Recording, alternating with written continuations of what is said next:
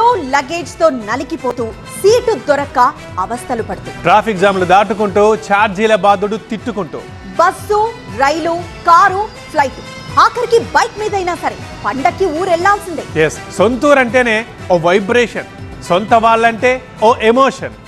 భోగి మంటలు వేయాలి, పిండి వంటలు తినాలి, కోడి పందాలు చూడాలి, అస్సలు తగ్గేదేలే. అంతే, సంక్రాంతికి సొంత ఊరి బాట పట్టిన వాళ్ళతో ఎక్కడ చూసినా ఒక్కటే రష్ కనిపిస్తోంది.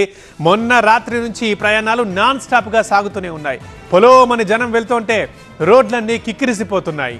బస్సులు రైళ్లు ఫుల్ అయ్యాయి. ఈ సంక్రాంతి సందడి ఎలా ఉందో ఒకసారి చూద్దాం. 2 రోజులుగా సంక్రాంతి రష్ కొనసాగుతోంది.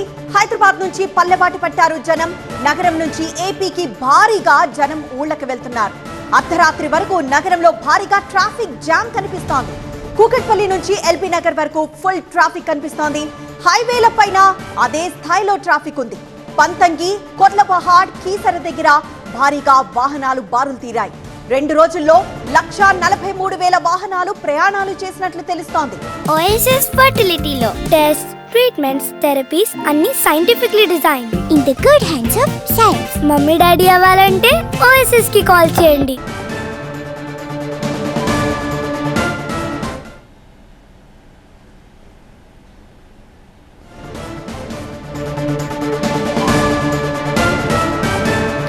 ప్రస్తుతం మనం హైవే పైన టోల్ ప్లాజాల దగ్గర ఎలా రష్ ఉందో మనం చూస్తున్నాం. మరోవైపు ఇది బస్ స్టాండ్ లో కూడా అదే పరిస్థితి కనబడుతోంది.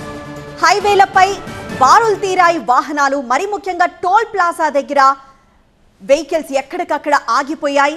అలానే బస్ స్టాపులు కూడా కిక్కిడిసిపోయాయి. మనం చూస్తున్నాం జనాల్ని. వీళ్ళంతా ఊరు వెళ్లే వాళ్ళు. ఆ ఊరు వెళ్లే వాళ్ళ జనంతో ఆ బస్ స్టాండ్లన్నీ కిక్కిడిసిపోయాయి.